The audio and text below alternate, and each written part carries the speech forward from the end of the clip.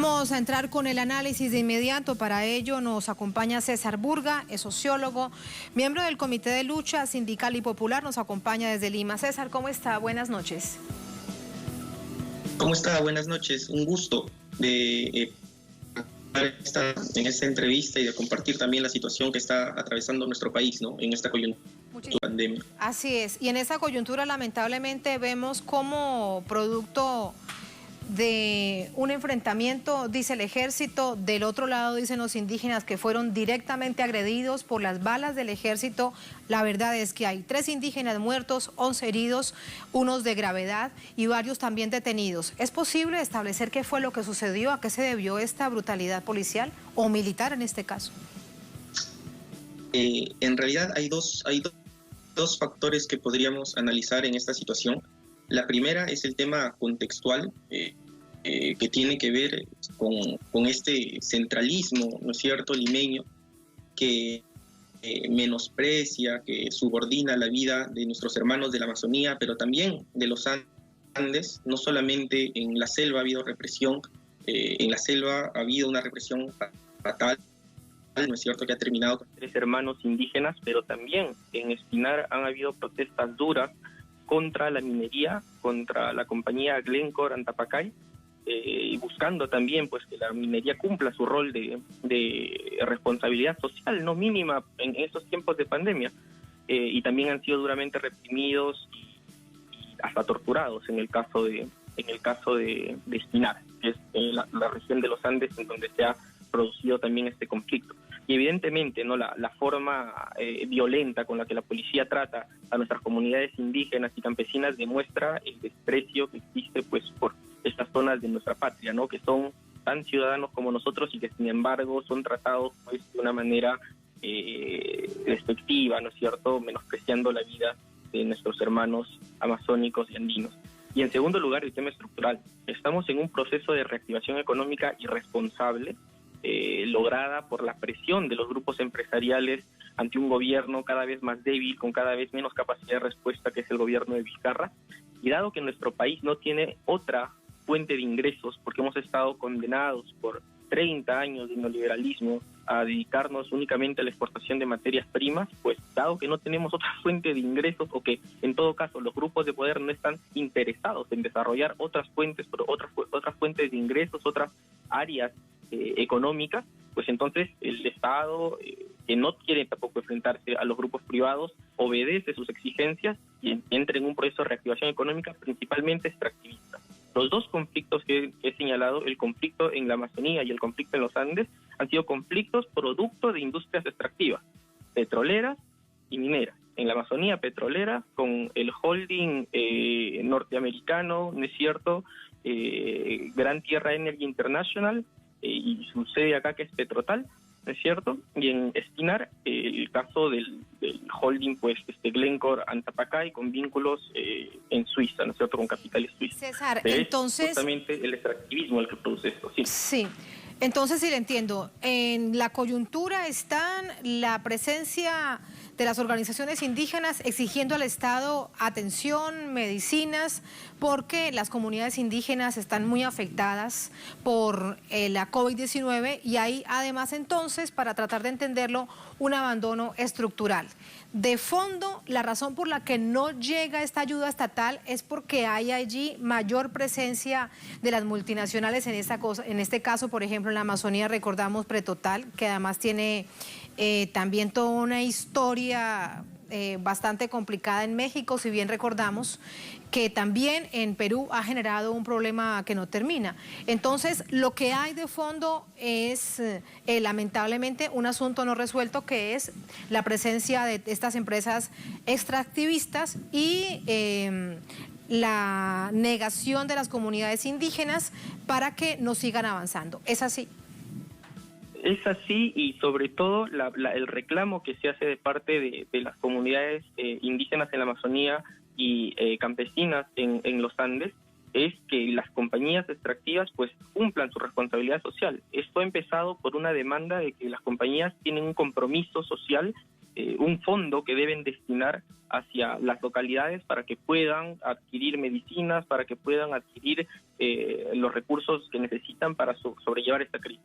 La Amazonía es una de las regiones más vulnerables, es una de las regiones que tiene menor acceso al agua. Se dice que para evitar el contagio de COVID hay que lavarse las manos, ¿no es cierto? Hay que acceder a un servicio de sanidad mínimo, pero la Amazonía es la región del Perú que tiene menos acceso a agua y a saneamiento. Entonces se pide una mínima cooperación de las empresas extractivas para que puedan, ¿no es cierto?, brindar recursos a las localidades, y estas empresas se niegan a hacerlo, ¿no? Una cosa similar sucede en los Andes, ¿no? También se ha pedido que la compañía minera pues entregue en dinero el monto que debe darle a las comunidades campesinas, y bueno, la compañía quería entregarlo en víveres, ha querido entregarlo de mil maneras, pero no quería entregarlo en términos de dinero. En los Andes se ha registrado tortura, están documentadas torturas hacia las comunidades campesinas por obra de la policía, y bueno, en la Amazonía tenemos el saldo de muertos que ya se ha señalado, ¿no? De hecho, que es un atropello, una falta de responsabilidad de las compañías transnacionales.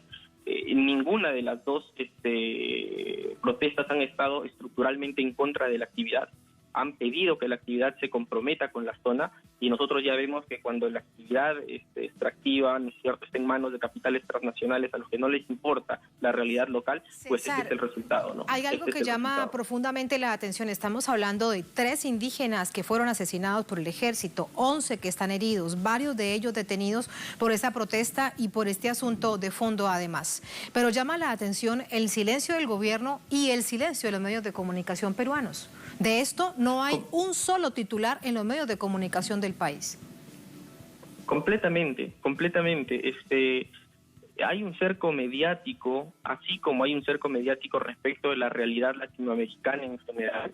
Hay un silencio mediático también a la interna. No se busca tapar los errores y las represiones que está haciendo el gobierno, no solamente en los Andes, sino también acá en la capital. El día de hoy han agredido a la dirigente sindical del sindicato de limpieza de la ciudad, sindicato que planteaban los medios de comunicación hace unos meses como los héroes, ¿no es cierto?, de la pandemia, los que están en primera línea, y ahora pues la represión contra este sindicato SITOUR, ¿no es cierto?, ha terminado con incluso violencia contra una de sus dirigentes, le han roto la cabeza. Entonces los medios callan esto.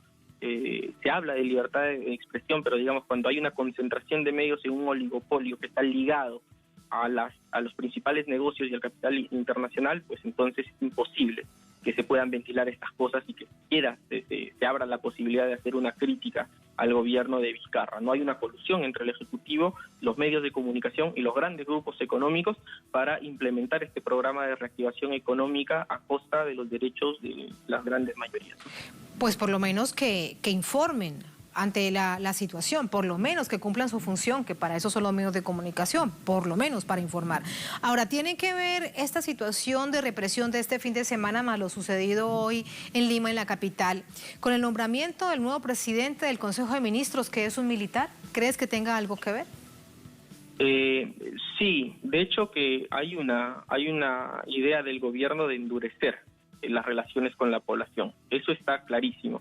Antes de este gabinete encabezado por un militar, y no solamente encabezado por un militar, sino que hay presencia de 3 militares en este gabinete, en otras carteras, pero antes de este gabinete ya hubo un gabinete de derecha civil, por decirlo de alguna manera, que fue vapuleado, abucheado y dejado en ridículo en el Congreso.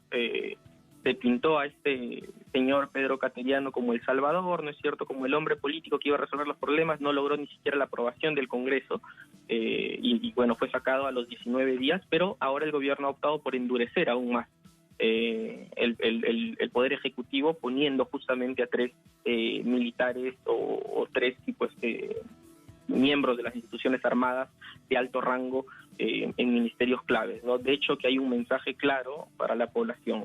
Y el mensaje es que cualquier protesta social va a ser continuada o contestada con represión. En su mensaje presidencial, Vizcarra ha señalado que las calles van a estar militarizadas hasta fin de año. Es increíble, no hay ningún indicador para, digamos, afirmar que la presencia de un militar en las calles va a reducir el contagio. No tiene ningún sentido. Y sin embargo, el gobierno lo está planteando y está añadiendo a esta militarización de la sociedad el hecho de poner a 3 militares en los ministerios, y esto está llevando naturalmente a generar las condiciones para sofocar cualquier protesta, ¿no? Y de hecho que con los indicadores que tiene nuestro país, que es la peor gestión que se ha hecho de la pandemia, por las estructuras económicas, pero también por la angurria, por la avaricia de los grupos de poder económico que no han querido ni siquiera dar un impuesto, una parte de sus riquezas para resolver estos problemas. Todos estos factores combinados han terminado llevando a un despegue de contagios en nuestro país, a una saturación del sistema de salud, a 50.000 muertos o más.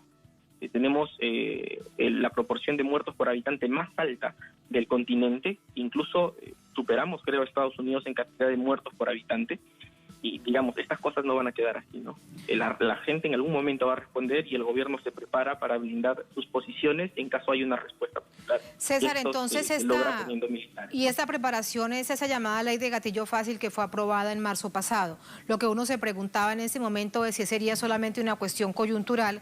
Ahora parece entonces que será indefinido. ¿Cuál es su opinión? Sí, lo importante generalmente pasa por alto en el tumulto, ¿no?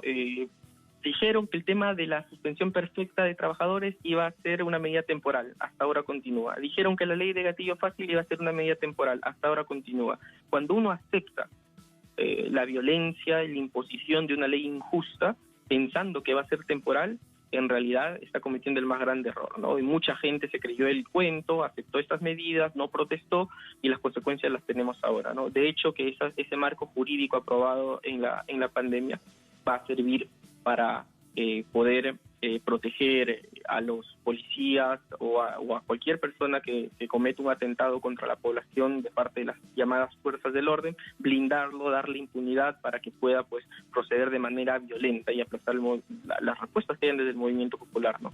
Desde nuestra parte proponemos organización y resistencia, ¿no?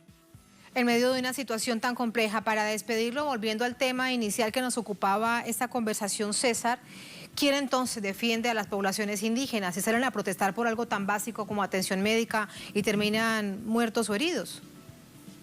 Desde nuestra perspectiva, la única posibilidad de que haya una defensa de las poblaciones indígenas y campesinas, así también como de los autoempleados y los obreros, todos los sectores que nos estamos viendo afectados por esta pandemia, es la organización del pueblo.